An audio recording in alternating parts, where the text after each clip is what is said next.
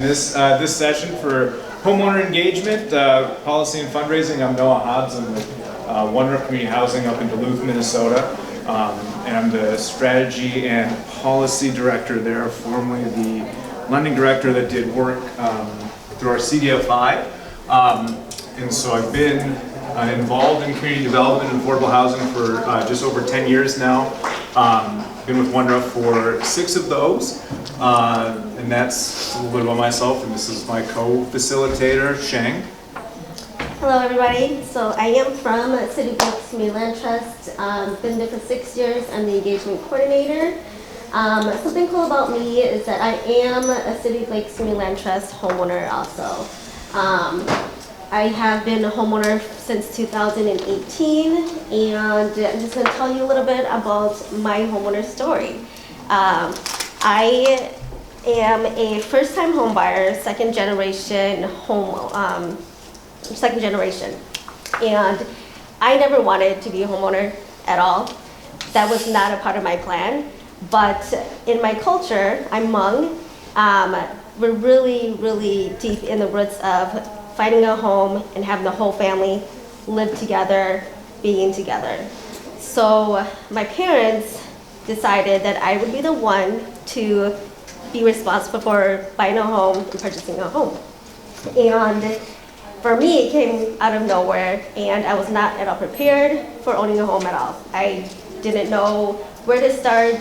I didn't have the resources. My parents just came and told me, you have to find us a home that we have to live in because our family needs a home. So I found City of Lakes Community Land Trust through contract for deed. We partnered up with Urban Homeworks, and they had a program that would help us build our credit, help us just find the resources that we needed to get into the home buying process. And again, I was still against it, but my parents continued to push me through the process. So finally, in 2015, I was able to refinance into my home and closed. And so I'm happy to say that I am a homeowner now. But I live in a home with my parents, which I wasn't ever excited about. But in the end, you know, it feels good to come home, find a place that my parents can live with me, and still have a place to call home. So my story is that I finally found sustainability and sustainability with my family together.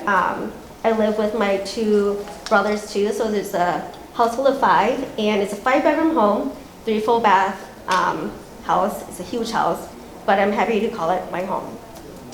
So I'm going to move on to another homeowner story, and here's just a different perspective on where we can go. But before we do that, Yeah, we are going to do an interactive icebreaker.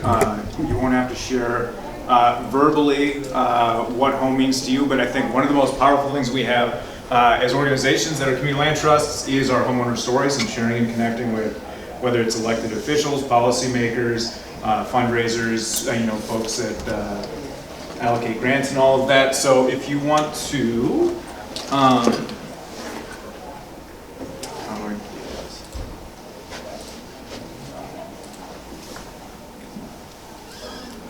if you want to text, it would be Noah Hobbs, so NOAHHOBBS. I'm trying to get this on the screen. Yeah, I'll just write it on here. okay.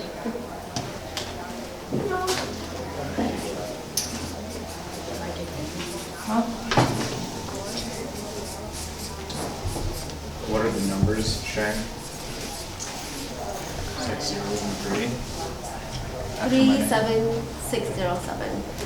Oh, sorry, please right here. 813. Yep. And then the other numbers? 37607. We're to text this. Yeah, so text this number here, and then text Noah Hobbs 813, and that will enter you into the question of what does home mean to you, and we'll collect those. I'm going to see if I can get this on the screen quick.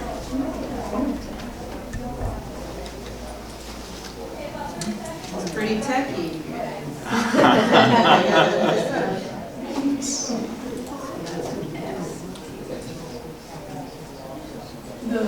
The 37607 is the phone number you texted to. Yep. Noah, you just went real.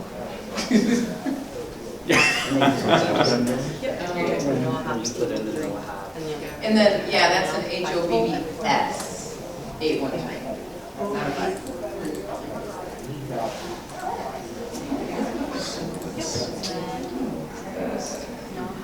Oh, case sensitive?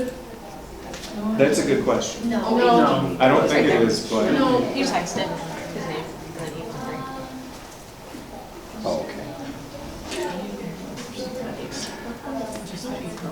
Oh, yeah, it's telling me try again. My host has an activated poll. So it's. No, it's not case sensitive. Okay. Oh, it's still going to. Okay. Let me just get it.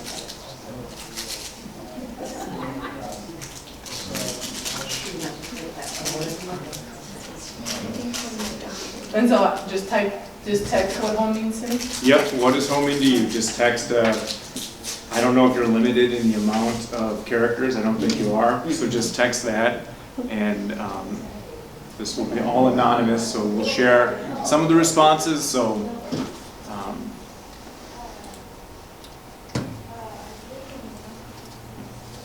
You can get this to them. that's one problem with this.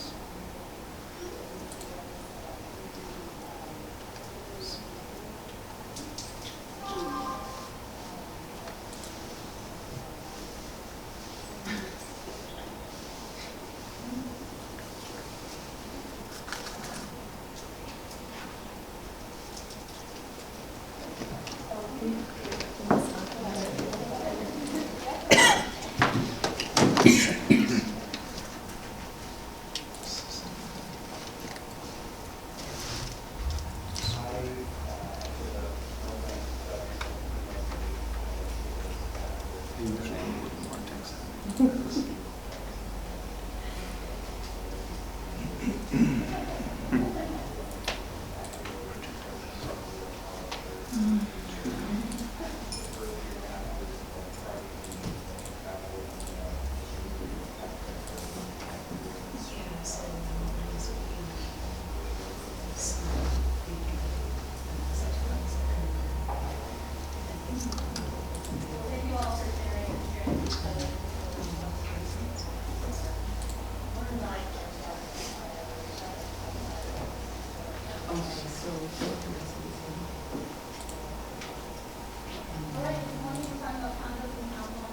It's asking me if I want to leave your session to join Anthony Crawford's session. Oh, I don't think you want to leave my session. I don't know who is Anthony Crawford in here? Is there Anthony Crawford in here? This one session's not better. I don't know.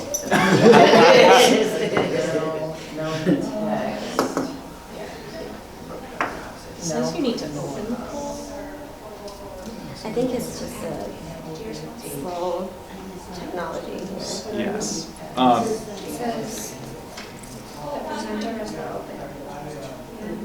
didn't think that. It says, first they gave me like, they noticed it's my first time participating. Your phone number's kept privately and we'll never spam you. And it says you've joined Noah Hobbs. It just says they have Noah Hobbs session. When you're done, reply leave. Did you type what home means to you? I did. Safety, security, stability, and access. Perfect. Am I in there? It is being slow on our end also. Yeah, we can come back to it at the end, but oh, now we have one that popped up. Yeah, so Comfort Peace Place has popped up. So we'll come back at the end of this, and again apologize for our technological difficulties. And then we can Yep. So this is City of Lakes New Lantra's homeowner, Mary Christensen, and Just think of this particular little house was built Sorry. over 100 years ago. Pause that, sorry. Just checking to see if it was working. But she is a homeowner. She actually is a Project Sustain Legacy homeowner who came to the land trust and wanted to stay in her home. And so she became a land trust homeowner by us escorting her to stay in her home. So this is her story and why she's a land trust homeowner and what home means to her. And it's been providing affordable housing for 100 years. And now it can continue. You know, people are getting priced out of this neighborhood. You know, when I first moved to this block, it was mostly owner occupied. Now, that's a landlord house, that's a landlord house, that's a landlord house, that's a landlord house, that's a landlord house, all the way down the block. And these people just moved out. People move in, they stay about a year, then the landlord raises the rent, and they're gone. And it doesn't create a stable community, and it's certainly not good for kids. Kids can't move all the time like that. What kind of a community are we creating? So the stability that an affordable home provides is really, really important, not just for individuals and families, but for the whole community. If a person or an organization or any group wanted to support the land trust, they really get a huge return on the investment. It preserves affordable housing indefinitely, okay? The subsidy that I received from the land trust didn't actually come to me, it came to the house. The $40,000 subsidy stays with the house when I leave, so that the next person who purchases the home gets $40,000 off the purchase price. Also, the land trust invested in this property. When the house became a part of the land trust, they did $37,000 worth of work on the house. The new furnace, insulation between the floor joists and the foundation in the basement. That made a huge difference. They did lead abatement and put in new sashes for the windows, just all new front steps, new back steps, all kinds of things that I just couldn't afford to do. So it preserved the property and makes it affordable for the next person. You know, we have such a shortage of housing, especially affordable housing. So, and new construction is so expensive, you know. A situation like the land trust, a family can go out and purchase an existing home and make it a part of the trust. So it really, it saves money on so many different levels and in so many different ways.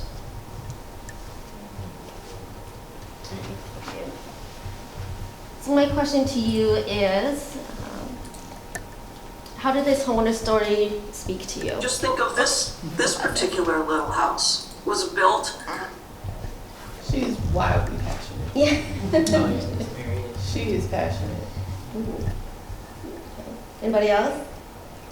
I love that she's thinking about the entire neighborhood. You know, she has a wider view on the situation versus just her. My next question for you is, why are these stories important? Why do you think they are important? Shar? I think that for the homeowners already involved in the land trust, it's like the #1 review comes from the homeowners, comes from the experiences and the journeys that all these different folks have. Absolutely. And as you experience, you know, people who, as you encounter people who aren't very knowledgeable about the land trust model, there are a lot of people who have aversion to it. Yeah, like they don't want to explore it. They don't want to think about it because They think about that 75-25 split. That's all they know, that's all they hear, and that's enough to deter them from exploring the option, I'd rather rent. Which is crazy, but, you know, it's important to hear from people who are actually living the process, that, like, to hear them advocate for it as they go through it, and to, like, hear people who actually are benefiting from it, you know, like, and gaining education and understand it now, like, tell you, like, hey, yo, this isn't, you know, it's not a scam. No, it's not. And these are good ways, homeowner stories are a good way to advocate for what's our next topic, which is for policies. I'm just going to pass it on to Noah. So we want to use our stories to inform policymakers of our impact beyond just the dollars and cents. And so is everyone in here work in Minnesota, or do we have folks outside of Minnesota by chance? What states do you? Wisconsin? All right. So Wisconsin will be pretty similar in this, but so some of the work that we do, One Roof is part of a coalition of organizations that promote homeownership, affordable homeownership on the state level, and so we do some advocacy. We don't call it lobbying because we're not paid lobbyists, we're advocates, right? We're nonprofit, we don't jeopardize our 501c3 status in the amount of effort we do. And so you could talk about dollars and cents all day long, and that's great to an extent, right? Like One Roof could talk about that we have over 300 CLT homes in our portfolio, that we have over 500 resales, and that's 500 families that have been helped through our community land trust program. What that doesn't really do is it doesn't put a face to those numbers, and I think that's part of what we really want to do with some of the power that we do have. So we worked with Brooke this year. We're working on getting 4D tax policy to decrease your property tax rate, have community land trust homes be eligible for that, and it's easy to talk about what is an extra, you know, $30 or $40 a month mean to our homeowners by not having that tax burden increase. What it doesn't do by talking about those numbers is just saying, look, here's what home means to our folks, the people that we help every single day. And so I also want to say we want to be respectful to legislators and policymakers, but also highlight very few of them are experts in very many things, if any. And then they have to make decisions about everything that's outside of their wheelhouse. And so they're always looking for help, information, whether that's from lobbyists or advocates or, you know, other elected officials or individuals that they trust. And so it's always important to be respectful of that, but also keep in the back of your mind that they are unlikely to know what we are really talking about when we're having meetings with them. And that does not mean, you know, no disrespect to them, but they are oftentimes not coming from the affordable housing world into elected office, and very few are likely community land trust homeowners. But what we do have as a benefit is most folks have had either their parents likely own a home and had home ownership, or they themselves are homeowners. And so when we talk about or share videos or stories from our homeowners, what home means to them, how it's provided safety, security, stability for their children, themselves, has allowed them to build equity or enter home ownership where otherwise they wouldn't be able to access that. It's really helpful for legislators to hear that because that's a story that resonates across partisan lines, right? You know, Republicans own homes, Democrats own homes, and it's something that's real tangible that kind of crosses party lines. And I don't do as much work in Wisconsin, but I would assume it's a pretty similar deal. And for Minnesota, rural or greater Minnesota and the metro area, homeownership is still an issue that resonates across geographies as well. And so we're able to have those impacts. And so those stories are more important than I think the numbers and statistics. It's quick if you're in an elevator with a legislator to say, you know, here's the quick numbers of our folks. But if you can get a chance to meet with, so in Minnesota, legislature meets starting in January. If you can meet, so they meet in January, meetings to meet with them are usually pretty quick, like 15 minutes once session starts, because that's when they're doing the work. Or allegedly, right? They don't ever pass all of their bills in time, and it seems like every session's a special session, but in January to May, your time is significantly more limited to have access to legislators. And so one of the strategies that we've used at One Roof is having pre-session meetings with our delegations. So we have 3 state reps and a state senator, and we try to share what our homeowner stories are, whether it's for community land trust or lending or multifamily, and that provides a human face to all of the different numbers and economic benefits that our programs offer. And so if you can get FaceTime earlier before the session starts, you'll likely get about an hour meeting, right? And so you can actually have that opportunity to share those stories versus just, hello Senator, my name's Noah Hobbs, we have 300 homes, 500 resales. Like, that's about all you really have time for once session starts. And so if you can humanize the numbers of your organization and your outcomes earlier before session starts, that's been effective for us. And then also usually by having those conversations earlier, legislators will ask you to testify when they have a bill about affordable housing or something that you're working on within your organization, and that goes well beyond just the statistics, because statistics are very easy to, either twist in this day and age, or you can have numbers say everything's, there are statistics, lies, and damn lies, I think is the saying. And I was going to bring donuts down, but knowing that we are in the envious position of just before lunch, so imagine if we did have just a plate of donuts or pastries, your absolute most favorite breakfast pastry, right? Right here. You ate them all, and then if I were here to tell you that the average donut has 31 grams of sugar, which is 39% of your recommended daily allowance. The glycemic index of donuts is over 70, which means there's a big chance that eating those donuts will give you a ferocious sugar crash.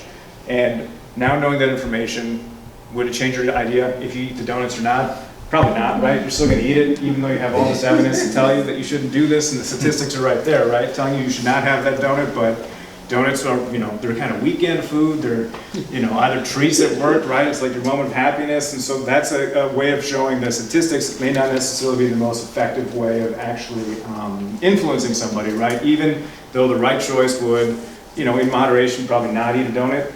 But, you're still going to eat it anyways, even with those facts presented to you. Are there any questions? This is pretty informal, pretty quick, and this also works on city councilors, county commissioners, right? Like same thing, like they aren't experts, and they're, most of those positions, they work a day job, and then they also, legislate in the evening, and so they're even less, less capable. They don't have staff and all of that to be an expert in all of these various fields. Are there any questions on advocating, using stories? And I'll send along a link, since we're having some difficulties here, but what One Roof has also done is we have videos of several of our homeowners. We have especially touching one that's a single mother out in West Duluth. Her kids have no idea that she's buying a home, and they're blindfolded. She lets them into the house, and she takes the blindfolds off, and there's just this moment of they're confused as to why they're not in the rental, right? And then they ask if it's theirs, and just like the emotion from the kids and mom is very touching in a moving way to show that they never assumed that they would have home ownership. And so I'll send those links out so you can watch. It's on our Facebook page as well, and we do a fairly good job at recording several homeowner stories to kind of show what that means. And then it's been effective, I think, in humanizing the work that we do beyond the numbers, which are significant and meaningful. I have a couple questions. How, I imagine being persistent is important, but is there like a level of, like how often you should reach out to get your message across? And then the second one, especially if you're in the greater state, maybe sending links to videos, do you find, or like, other ways instead of, I'm gonna meet you face to face in person and even try to bring a homeowner with me, the 3-hour drive, do sending links to videos to a legislator's email, like, are those things as effective? So, City of Lakes Land Trust, we have an event called Day at the Hill, where we gather homeowners to go to the Capitol and meet with some of these legislators. And then we also find out when they're doing these public meetings, like a coffee meet, then we send that information out. I've traveled a couple times with Jeff, and they literally look at me and say, "Who are you? Why do you work for the Land Trust?" And when I tell them about my story of being a Land Trust homeowner, that's all they want to listen about. And that's basically, you know, a great way for just an employee or another homeowner traveling with, you know, Jeff, for example, or another colleague to go to these events. No one have anything? Yeah, and I think specifically with Greater Minnesota, so COVID was and is awful and all of that, but one of the silver linings is that it's actually created an avenue for folks to not have to make you know, the 3-hour drive down and then the 3-hour drive back home in a day, because you can testify or meet virtually, which was not an option prior to that. So I think if it's made that communication easier, like it's always best to be face-to-face, right? But there are now more avenues for folks in greater and rural Minnesota to connect with their legislators. And I don't think there's ever too much contact. I mean, I really would advocate for that pre-session meeting with legislators, try to do an hour and just let them know like the work that you do and some of the policies that may be impactful to the organizations that you work at and to your homeowners or potential homeowners, so that they're tracking it. And then specifically if your legislator or your senator is on the housing committee, that's, you know, big and relevant to the work that we do, and the same with taxes. I think that's something that to also kind of track where your, you know, your representative, your 2 representatives and your senator are on the committee level. And I think sending annual reports, like unsolicited, always to keep them updated so that they know kind of what's going on, because if you're kind of a squeaky wheel, they'll always pay attention, right? If they hear from you once a year, I mean, they hear from a lot of folks once a year, or when folks are doing campaigns, they'll send form emails, and form emails are never, so I'm on the Duluth City Council myself, and if I get form emails, it's the most tone-deaf thing from a constituent, because you didn't even take the time to say why the issue is important. You just click the link, and that, I think, and on the state level, they get a lot more, since everyone has a lot of different issues that on the statewide level. So have a personal email, send your annual reports, request a meeting face-to-face before the session starts, and then as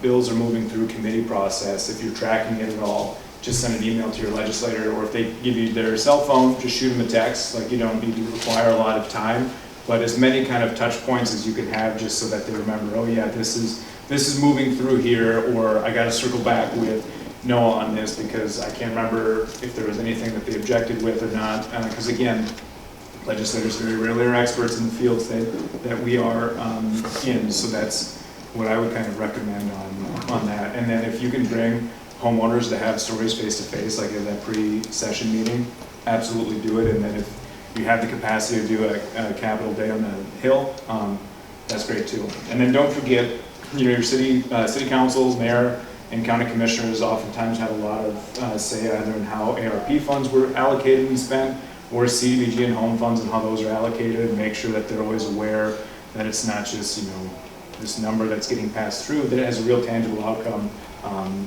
And most folks respond back, right? Because you're a potential voter, and that's the lifeblood of an elected official, right? Is to make sure that they keep getting elected and all of that. So they're not very intimidating, despite having a title.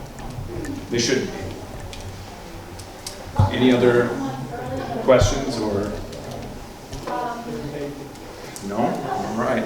So in the next part we want to talk about, so grants. I'm sure everyone here has to apply for grants, right, or receives grant funding in some capacity. We just got notified today that we were unsuccessful in a grant application, but then yesterday we were successful in 3 other ones, so it's just the life of this. And what we have found is helpful is on stories. You probably aren't going to put a lot of your homeowner stories within the actual application, because you're oftentimes limited in your character limits and everything that you can upload to your funder. But it's important to build a relationship with funders before you apply for a grant, right? Like, you want to make sure that it's appropriate. You want to make sure that they, the scorers or the folks that are at least the gatekeepers, are ensuring that, oh, this is the story, this is why. Because again, numbers don't mean much, right? You're still going to eat the donuts, even though I told you it's really bad. You're going to have sugar crash in about an hour, and you're just going to be sleeping before lunch. Like, you'll still have the donut.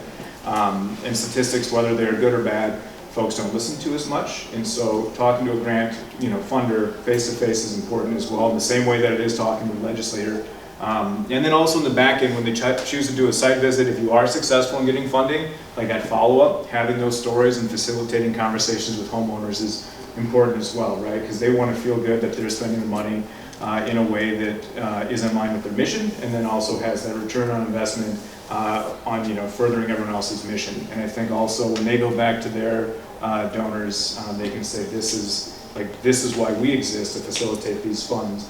So a little bit less of a use in grants, but it's still important to have our homeowners, have that connection and their stories be front and center. And you may not, again, be able to put it in the application due to character limits and all of that, but on the front end, if you're doing if the funder takes, pre-meetings to see if you're a good fit, it's a perfect time to give an annual report, which we'll talk about a little bit later, but to have, those stories be like, this is why, we exist. And again, the 300 homes that, One Roof has, that's 300 different, homeowner stories that can be used to create a relationship with our funders or an elected official or policymakers and all of that. Any questions on grants? All right. And then donations, right? Like that is something that we are always on top of grants, government funds, we have to fundraise too, just never ending, trying to get more money into the organization so that we can do more work. So we have more of those stories to share, right? And so the donating part on Facebook will always highlight one of the biggest things that we get traction on through our social media in donations is when we do a homeowner story, when we share this home buyer closed, and we talk about what home means to them, their family, all that stuff. And that's always one of the biggest tractions that we get, and then we are able to drive that into a donation or an appeal request, right? Like we could say, we send out our annual report, and it's great, like it's a good annual report, but the numbers itself, if it's not something that's specifically interesting to you, it's a pretty number heavy. And so we always try to profile customers that we've had in our lending department or our CLT homeowners, tenant landlord connection where we prevent evictions, or a resident from our multifamily projects, or somebody. We also have a contracting company as one of our subsidiaries under our umbrella, and we try to profile someone that's had good work done on that, so it's a before and after picture. And so I could ask you all in this room right now, would you want to become a sustaining member of One Roof, knowing that we have 300 homes, we do about $1.5 million in rehab lending a year for folks that wouldn't be able to afford fixing their home otherwise. And some of you may, most of you probably wouldn't, right, because you have your own organizations.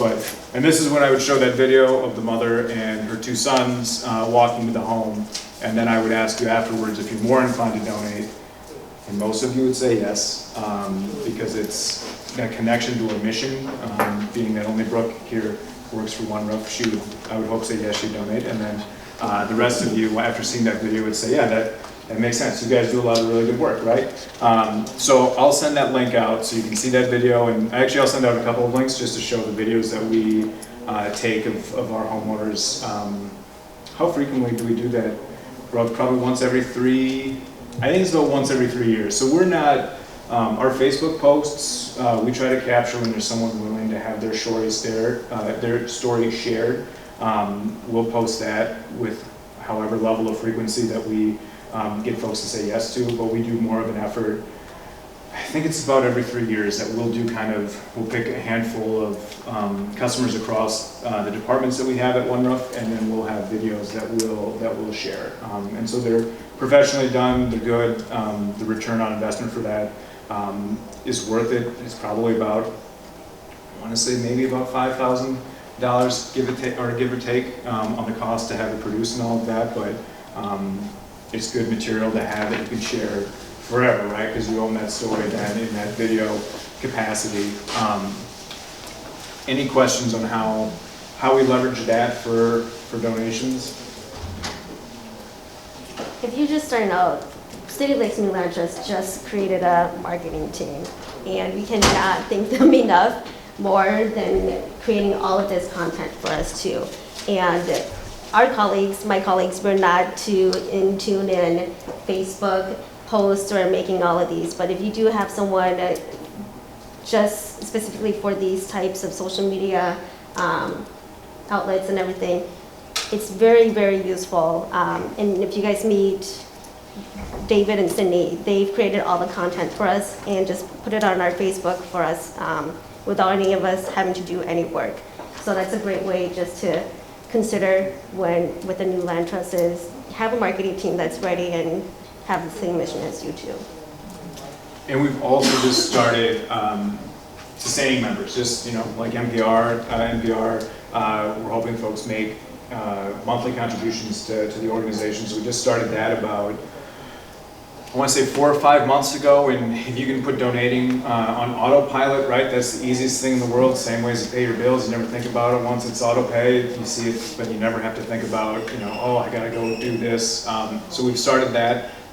We can give a report at the end of the year, but so far we think it's going pretty good versus having to do, you know, the annual appeal and hope everything comes in during the holiday time is usually our biggest time for donations that we receive as an organization, which coincidentally is just before we send out our annual report, which does not have a significant amount of donations compared to the end of the year ask. And so we're hoping to have more of a level fundraising kind of coming in versus just these huge spikes and then nothing.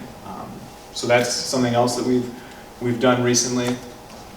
We have a tool lending library that we are asking, it's free, but we're asking for sustaining members in that component as well, so that we can refresh our tool lending library annually and not once every 12 years like we just did. So, any questions on fundraising or donations, how to solicit that? I mean, your homeowner stories are one of the best ways to have people feel you know, very positive and more inclined to donate. And if you can always have, you know, pets and babies are the biggest, like, folks, right? So have those, people donate if they see that. But yeah, any questions? Anyone here have already a membership base? Yeah, okay. Do you guys do the yearly appeal too, like everybody else? Most of us do. Yeah. It sounds like we all do the exact same strategy. Yeah. Yeah, and so something that we did, you know, so I'm the post-purchase stewardship person for One Roof, so I'm in contact that always talks to all of our homeowners. We, in order to collect these stories, instead of like, oh crap, the annual report's due in 2 weeks, we need homeowner stories. We decided to do, since, I mean, we have 300 homeowners, so we have a bigger pool to pick from. You know, I sent out a mass email with a form, and it says, you know, the first 20 people that respond to this, I'll give you a $15 coupon to the local ice cream shop, you know. And then it also, it like required them to submit a photo with it. So, and if it was a great photo, then we could just automatically use it instead of going back to the homeowner. But that was a way to collect multiple homeowner stories at one time, and then work through you know, because it was a few questions, and they would do a few sentences, and then it was a call back to them to flesh out a bigger story, and then we just have those in our pocket, and that's what shows up in our annual report, what shows up on our Facebook posts. So that was a way to, we just know that they're powerful, and so we were willing to put some ice cream coupons behind getting them. And then another thing, like, we do have annual reports in the next room, so if people want to see our annual report, City of Lake brought their annual report. If you brought your annual report to share, feel free to put it on the ledge over there to check out what those look like. And Brooke, how did you guys get these coupons? And then, well, I just went to the ice cream shop, I bought them, and then after, we actually used Homekeeper, which is this software program that I send out my mass emails through, and so when they responded, it was able to populate into Homekeeper. So then I had the information right there, and then I just hand mailed, you know, I just mailed the coupons to them and thanked them. And, you know. So City of Lake's Land Trust usually sends out a letter just to local, you know, local businesses just asking for an in-kind donation. That you can also use as an incentive for these types of occasions too. And you can resend them every year to the same people, and they will still send you, because that's how they want to support. So it's a great way to even share this information over at your annual meeting. But if you guys haven't already, do some in-kind donation letters out to your local businesses, and they're willing to help too. That's a good idea. We just paid. Yeah, don't do it that way. Because we have, at our annual meeting, we still have a coupon book of, Yeah. and it's not specifically just for land trust homeowners, but we have a coupon book that gives you discounts to various local businesses, and so that's been, I think if you give $100 at our annual meeting, you get a coupon book, or maybe it's 50, I can't remember the number, but it's quite a few. Food places are always really popular, right? Everyone's got to eat. And we have some homeownership based things, I think, like inspection services at one point, and there may have been, I don't think it's been recent, but we did work with a bank to have a savings account started, and they would do a match if you opened up with them as well. So you can, being that homeownership crosses such a wide swath of everything from cooking food to banking services and all of that, it's a pretty wide reach for us in that regard. And I think that's always the important thing is stories as well. I have found, so I'm in my early 30s, folks my age do not know It's a Wonderful Life, as well as the movie It's a Wonderful Life, as well as my parents and grandparents and all of that. But the connection of our mission at One Roof, we used to do this viewing of It's a Wonderful Life, and we get, folks over the age of 40 oftentimes is our demographic for that. And so when I talk about It's a Wonderful Life to my peer group, their eyes glaze over, they have like no idea what it is, but at least that story does kind of cut through when we talk about the work we do when they do watch the movie, after incessantly me begging them to just watch it so they know what I'm talking about. And it's a way to kind of also create shortcuts. So think about how you can use your stories and your homeowner stories to connect with things that may be going on that are more topical than a 1950 film. Yeah. I'm just going to process aloud for a little bit, but so I'm from a community action agency, and Yeah. our land trust is embedded within our agency.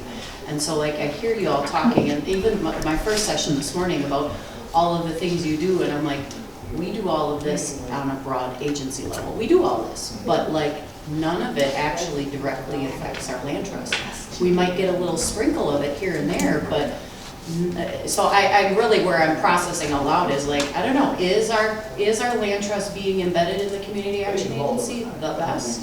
I'm not sure, there's positives and negatives to it, but like we are, all of this donating stuff, our annual appeals, our homeowner stories, like all of that goes to the broader agency as a whole, and then we split it amongst the 50 programs or whatever we have, and who needs help the most. And so I'm really just learning a lot from having the land trust separate versus us being in our community action agency. Maybe you're feeling the same way. Well, we're looking at, we're just starting it, and eventually I think we do want, it will spin off. There's pros to having it in because we can start it, we're staff, but yes, I think with the broader, it needs to eventually move on. So so One Roof is almost the opposite. We did a merger, Northern Communities Land Trust merged with Neighborhood Housing Services of Duluth. And so we're more broadly known for our land trust services in the community than lending, multifamily, and our home buyer and education counseling. Like, they're all very popular, but if you had to ask somebody, like, what's the first thing that comes to mind when you hear One Roof, it's likely going to be the community land trust program. And so we have the opposite, where like we're able to lead with the land trust work, and then we're able to say we also do lending, rehab lending, down payment assistance, home buyer education counseling, our tenant landlord connection, multifamily, and all of that. And people are like, oh, that's really great. But the land trust has always been the thing that just people resonate with in our community. And I don't know if it's because we have a level of scale, right? We have 300 plus homes, so it's been around for 30 some years, I think since 80 something, as a separate entity. We merged back in 2012, and it's still kind of our foot in the door for a lot of funders and lenders. They're just in conversations with, soliciting corporate sponsorships and all of that, which Banks are a good source if you want someone to donate, community land trust, especially if they will be underwriting those mortgages. It's a business feeder for them to some extent. So that's kind of a donation strategy on the corporate level. I mean, a couple of our biggest corporate sponsors are local banks. You know, not so much the Wells Fargos and the U.S. banks of the world. And that's likely due to our geography. We don't have their foundation up in northeastern Minnesota. So if you're in the metro, it's great to approach them for that. If you're in the 7-county region, I know there's a lot of foundations, corporate foundations that serve that area, but we do not have that in greater Minnesota. And so our local banks and credit unions for kind of bigger donations are the entities that are able to kind of help underwrite a little bit of the work that we do. And we're the same as One Roof, so, yeah.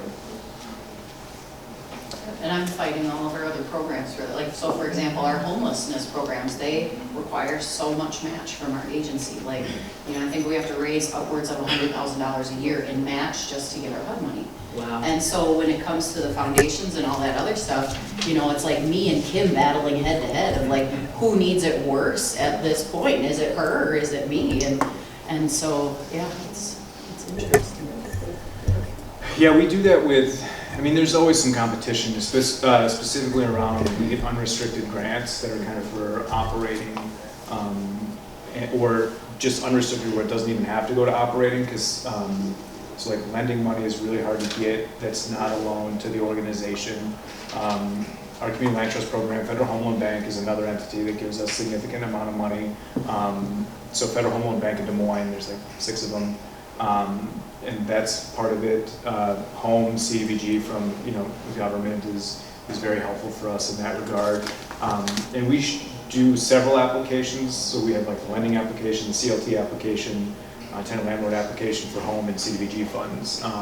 And that's worked in our jurisdiction fairly well, both with the county and with the city.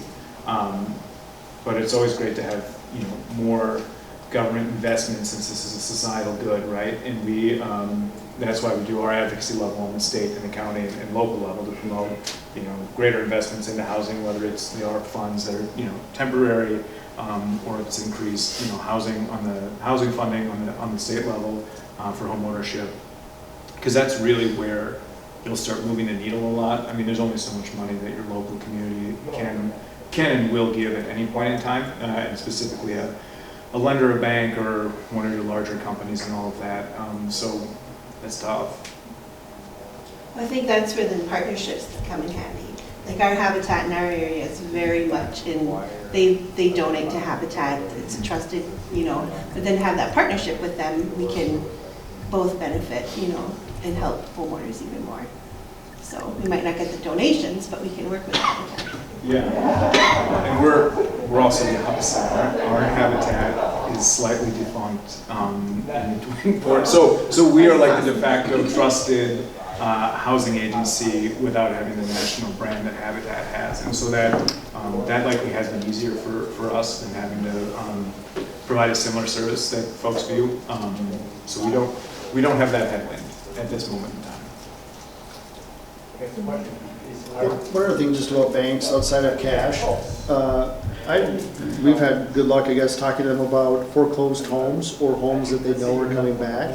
We've gotten a few properties donated to us. Banks don't want to be in the business of owning homes, and so for some of those people, it's been a real good opportunity for us to come in and take over the ownership of the home and or as they moved out or they foreclosed or whatever, to give back to us. So might be another opportunity outside of just cash.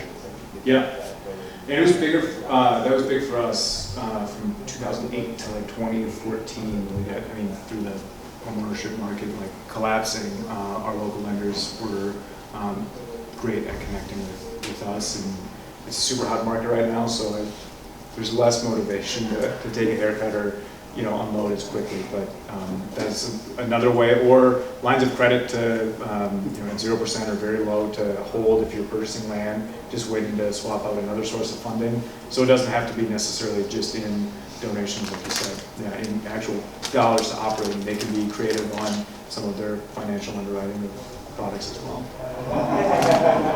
Did you have a question? It's just more kind of a logistical question. We're still kind of new to fundraising, or we're kind of kicking that off here very soon, but also we're starting to create content for storytelling, kind of centered around that. What we haven't done yet is really kind of built the infrastructure yet for like donors or for the member list and such. Just curious, I've heard some different names like Homekeeper, which I think is a Salesforce platform, but what's working well for others? So yeah, for us, I mean, Homekeeper is what, and we have not used, I think One Roof and Northern Home Mattress at the time was kind of one of the first to really kind of push through and use Homekeeper in the way that it is. So we were, I think, one of the guinea pigs, and so we know nothing else. There could be something much better. We have no idea. We are actually not as far as we are with Homekeeper as One Roof. So we have relied a lot on just the homeowner stories, and so we have created those, sharing them with our newsletters and sharing them with our quarterly newsletter with the homeowners. But and it's just making trends, and we're taking these out with us when we're advocating. Community events is a really huge, also big place for us to be sharing these homeowner stories and sharing the information. So that's really worked out for us. Brooke, have you heard of other database systems? I mean, there's other database systems for sure, like eTapestry is one. I don't know if it's still around. But yeah, like if you can't afford software yet, I mean, it's like Excel spreadsheet and mailings, but yeah, I think building that up. And I think there's also the potential, some organizations are bigger and have the $5,000 budget to hire a film crew. And if their video's on the website, use it. Share that with your, in your conversations in your funder. Like, here's what a community land trust homeowner story is like. It's not your homeowner, but it's the story. And so I think those tools are out there that you can just utilize until you have that budget. A very good option for a CRM system that's fairly low cost, maybe $100 a month or so, is called DonorDoc. It is a web-based platform that you can utilize. You can probably customize it to do a few other things for land trusts. We've been kind of looking at ways that we could do it. We currently use Excel and Airtable mainly, but one caution I would have about any fundraising program you're going to set up is make sure you have all your behind-the-scenes stuff taken care of. How often are you going to communicate with them with newsletter or whatever? How do you track that they got that? When the gift came in, right? All those things. So that way you're not going back and then trying to figure out, did we send a receipt letter? Did we do this? Did we do that? Have all that set up, all that process stuff set up in the beginning, and then create your donor program, because once you start going on asking for money, now you're too late, because you start getting receipts, you're like, oh, did I write this, did I do that? And oh, another one came in, so it's just easier to have it all done in the beginning. And make sure to use homeowner stories. Have your homeowners present to the board, right? Your board of directors, because that's another avenue for folks that can fundraise. Certainly you want to have your board be a giving board as much as possible, but also have them tap into their networks as well. And that's important because I think sometimes board of directors, they just see the numbers, right? And they know what the mission statement is, and they know the work that you do, but they don't hear from customers or homeowners to say like, oh, this is why this organization exists. So don't overlook your board and not having homeowners present to them as well what their story is. We usually reserve the first 15 minutes of our board meeting to have a customer come in and talk about their experience if we're able to find one, and that's been really good, I think, in having our board have a deeper connection to the organization and not just be a board of director for kind of a resume padding type of thing, like they're financially invested or they volunteer or they open doors because they feel more connected to the work that we're doing through those stories. Mm-hmm. Just one quick question. So what about the non-home story? Right, I mean, for us, a lot of our land trust homeowners already come in at the preconceived, or other homeowners of that neighborhood have the preconceived notion that this is a low-income house, people aren't going to maintain it, they're not going to, right, not my backyard kind of thing.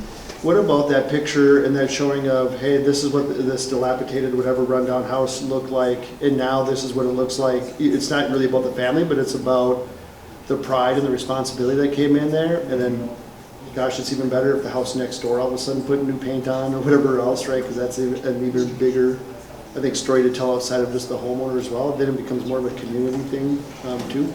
Yeah, so we do before and after pictures, specifically when it's an active rehab of a dilapidated or foreclosed property that we fixed up.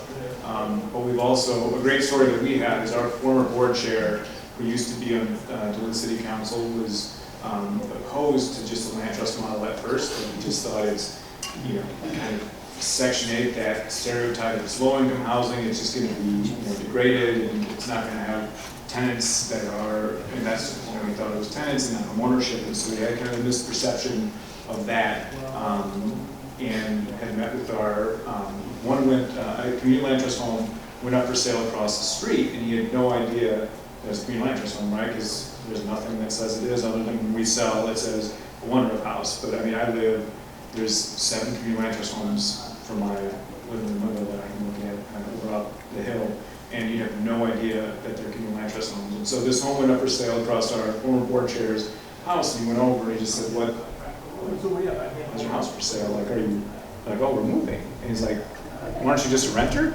And so he learned that the home ownership component of it, and really saw that they were invested in the neighborhood and all of that.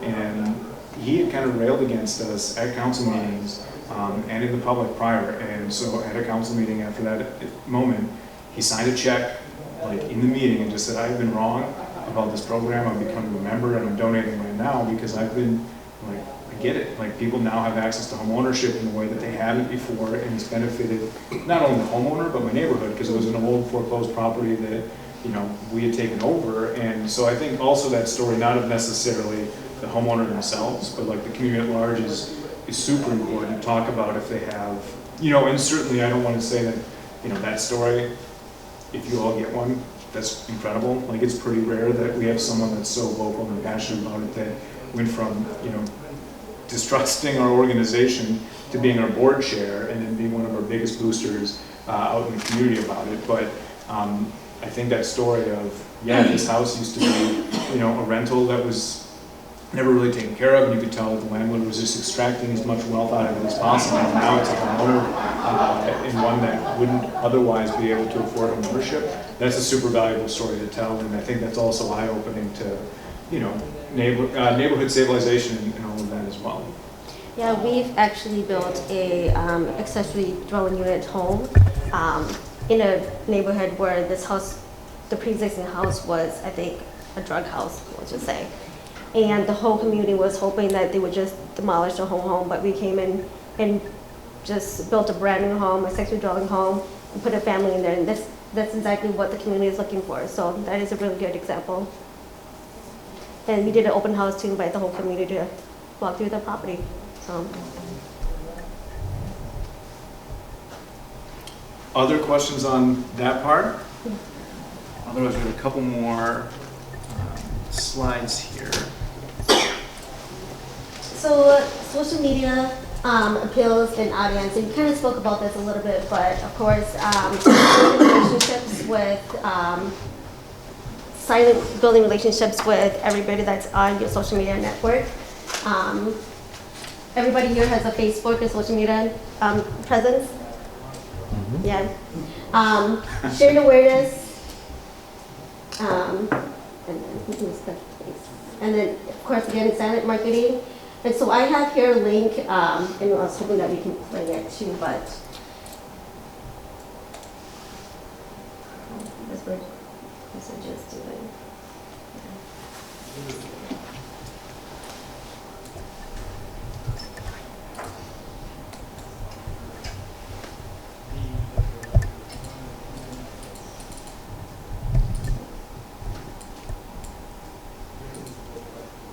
Maybe I'll just have to share that link later too.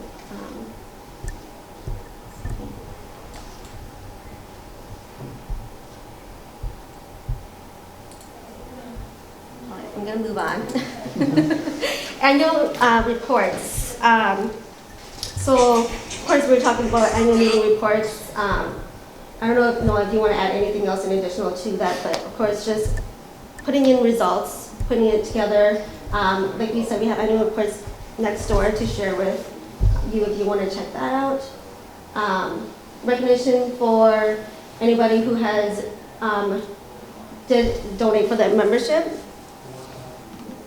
Finances, and then investments, stakeholders, and funders. And then, of course, sharing this information at your annual meeting. And so we don't do, we send our annual report out, I think at the beginning of the calendar year, and we do our annual meeting usually in June. Used to be October, September, and then it's been June now since COVID has been virtual. But so it's another way for us to activate our folks multiple times a year. I mean, we have the annual report that goes out, so we let folks know what we did the year before that. And on the left-hand page, you'll see we have, like all of our numbers, right, our bars and graphs of what we did. And then the right-hand page will have, you know, a homeowner story or a loan customer or someone that's used our programs. And so we do both of, you know, the number part of it and then also kind of that story to connect what those numbers mean. And we use our annual report as a fundraising mechanism also as well. And then just kind of wrap it up here. So why do we use homeowner stories? And how do you plan on using this in your field of work? Can anyone answer that? I hope so after this, right? Or how do you, I guess how do you plan to use your homeowner stories after attending this session? Oh, sorry, go ahead. I was just going to say leveraging them on our social media, because we're really trying to use that not only to better connect with our homeowners, but also the community, potential partners, and being able to have that content to put out there and then reuse it. Say we have a neighborhood meeting or a presentation is really beneficial. I was really excited. Oh, great time to know what Brooke said about soliciting those stories, because that's something that I've been struggling with, getting people to share that. Because what I'm finding is a lot of our homeowners, you know, they're so happy to have a house, and then they kind of all forget about us and just live their lives, which is fair.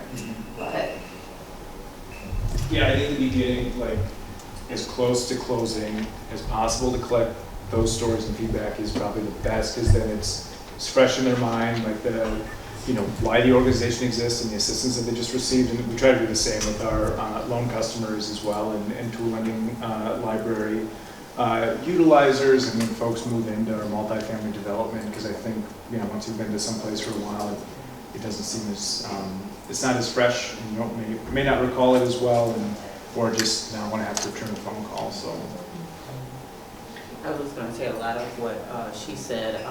One thing I like to do, because I'm one of the first contact people when people are calling, inquiring and everything, I get a lot of people that pull me to the side and say, you know, how do the homeowners like this, or I heard this, or I heard that.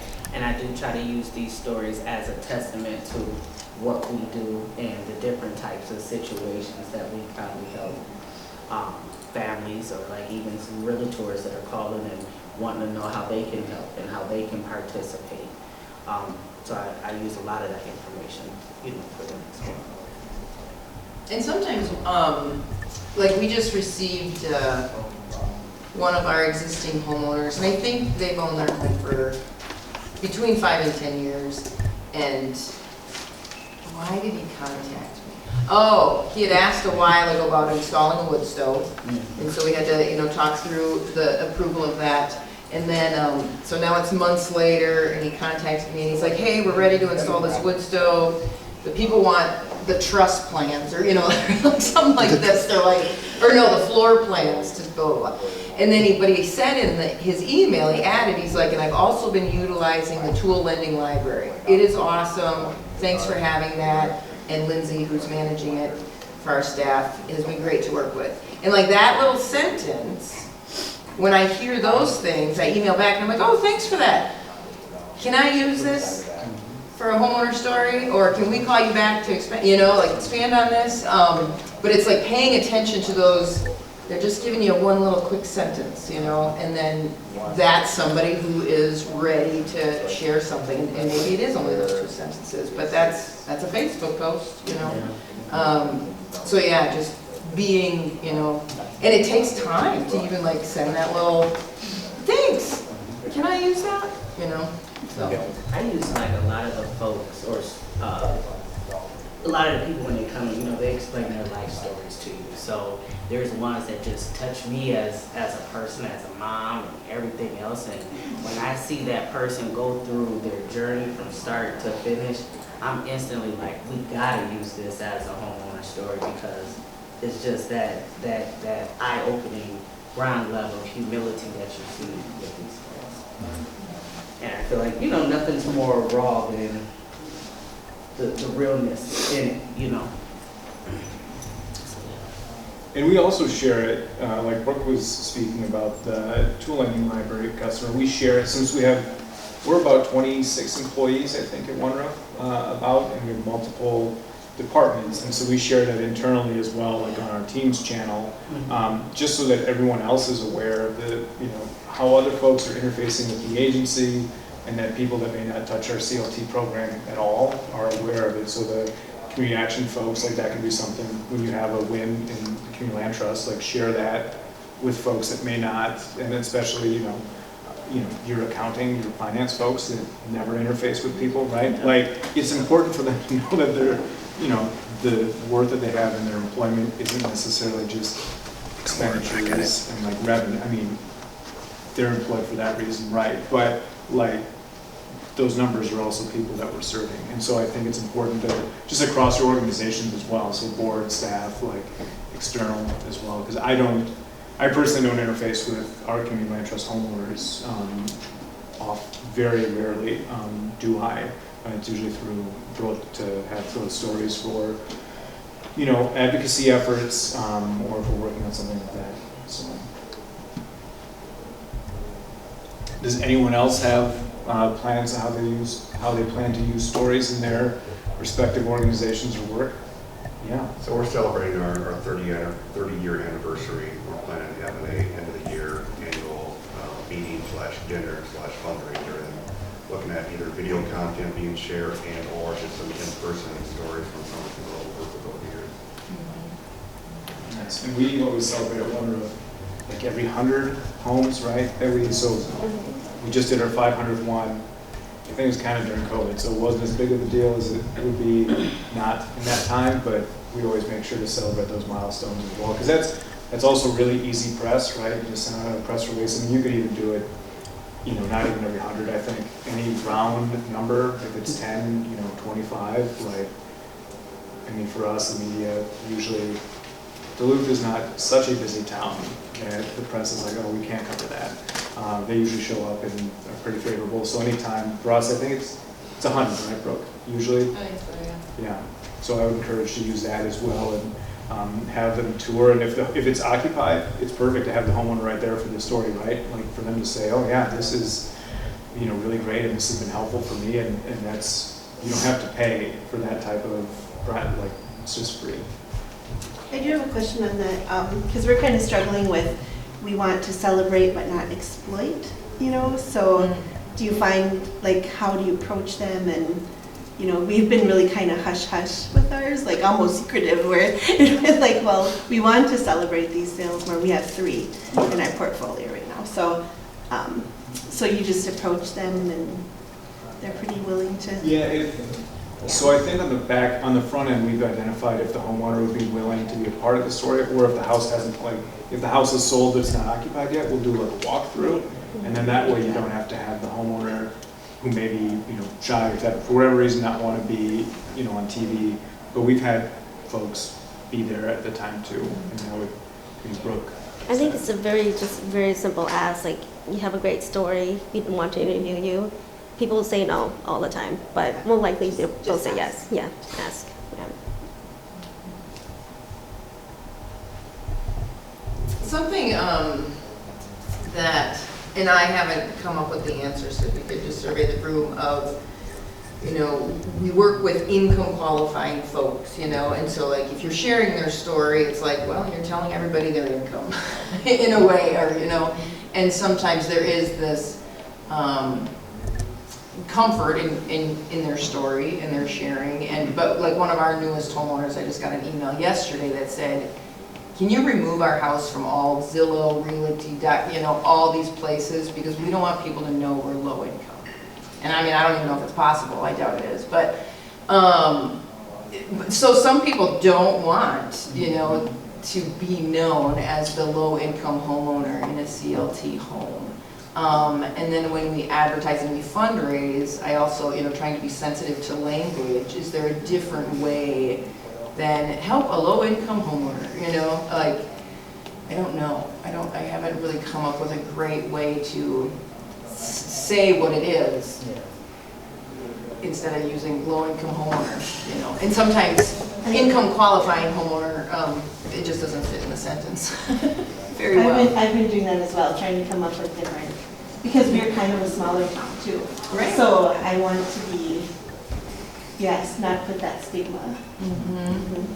It's still get the message out. We haven't come across anybody who hasn't said like we don't want to be on social media or anything like that. I think we've always been really transparent about our mission and our purpose, but that's a really good question, and I'm pretty sure after I say this, it's gonna happen to us next.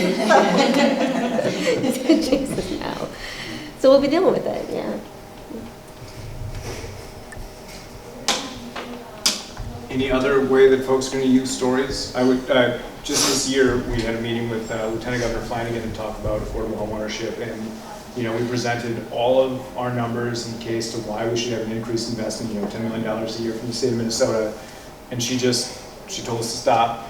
She said, do you have stories you can share, or like videos? And like, I mean, so even someone that is, you know, second in command in the state, like, wants to hear that, to connect with folks, to put, you know, faces behind numbers. And she certainly, you know, listened to numbers and understood in all of that. And probably actually does come from more of a background comparable to folks in this room, but the stories are so important when you're having communication with legislators to kind of cut through, I mean, anyone really, to cut through their biases or their backgrounds and their worldview. I mean, so stories are so important in sharing that and kind of building common ground in programs and how we fund things for us specifically. Anything else before? I think our last slide is just questions. Is it? Yeah, I'm gonna try to play this video that I was trying to play, and then we can try to see if we can hold this. I don't want to cry, Shay.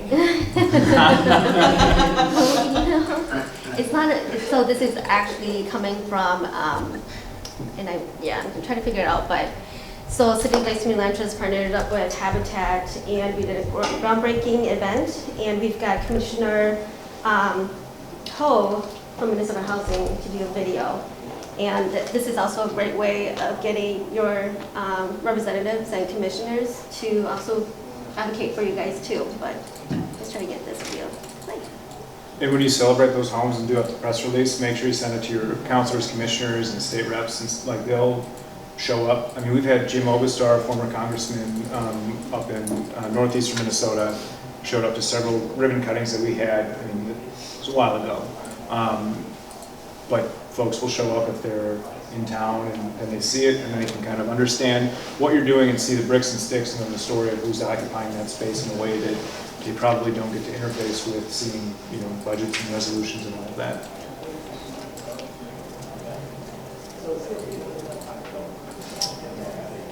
Any questions or anything while we try to overcome our insurmountable technical difficulties?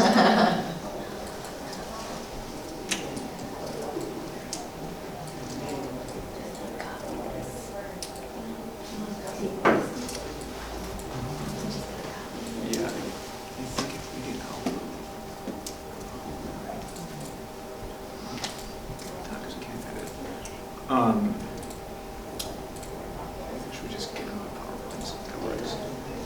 So any further questions or anything? Oh, this is, I wish we could. So I have some of the answers in what home means to us in this room.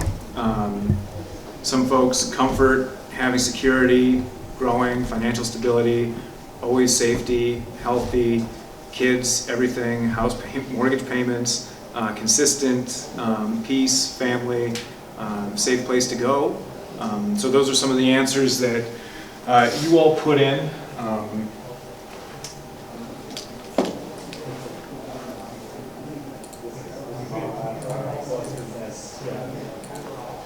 And YouTube is still a good place to put all your videos for your organizations. If you don't have a YouTube channel, you should probably do that because you can just store that. It doesn't have to live on your website when you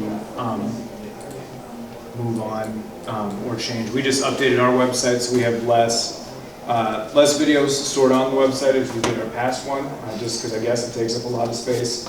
I don't do websites, so I just thought the internet had endless amount of space, but apparently it does not.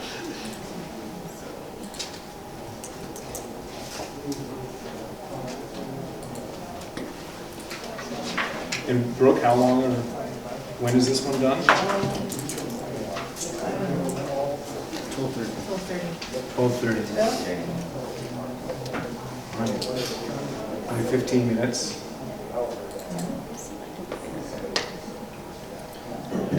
Does everyone here, especially like the CAF agencies, do you have CLT homeowners on your board?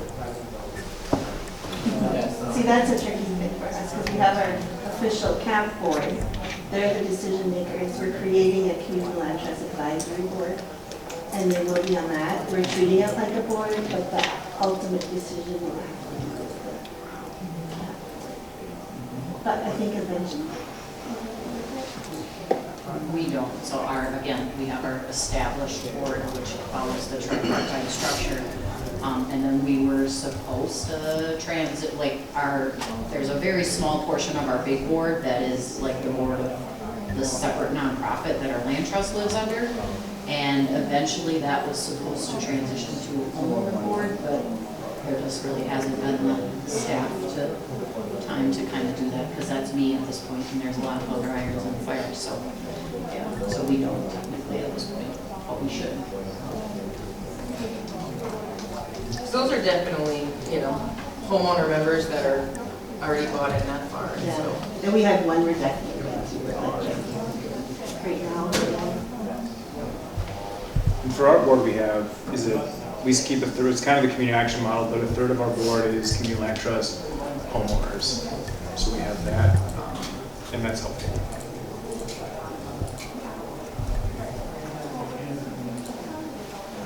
That's actually a really good selling point as well to donors, Yes. as well, that you have a board made up of homeowners as well, just to gain that extra insight and perspective.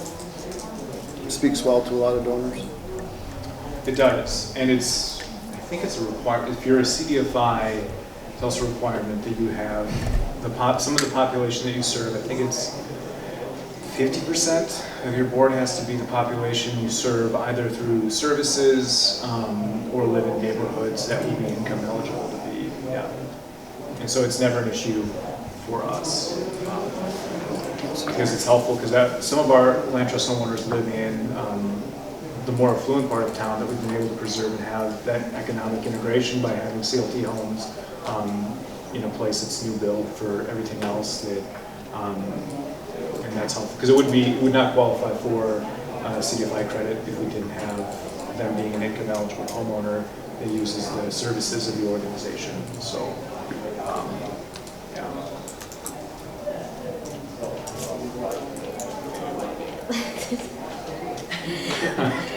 I'm just trying to find out what he said.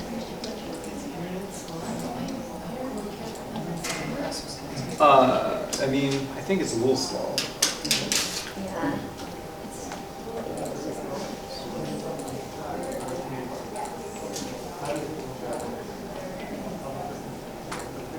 But I'll send out the links to, you can look anytime at our Facebook and OneRoof and just click on videos, and you'll get through, there's just a handful of jelly bean videos. You can ignore those unless you want to donate. Our executive director ate some pretty terribly flavored jelly beans as a fundraiser we did.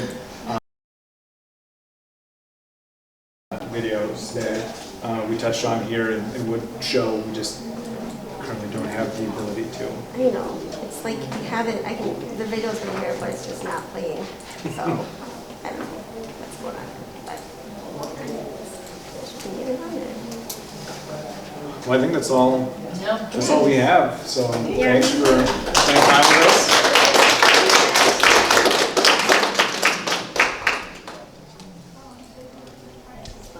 And now you can get food first before the other group. Thank you.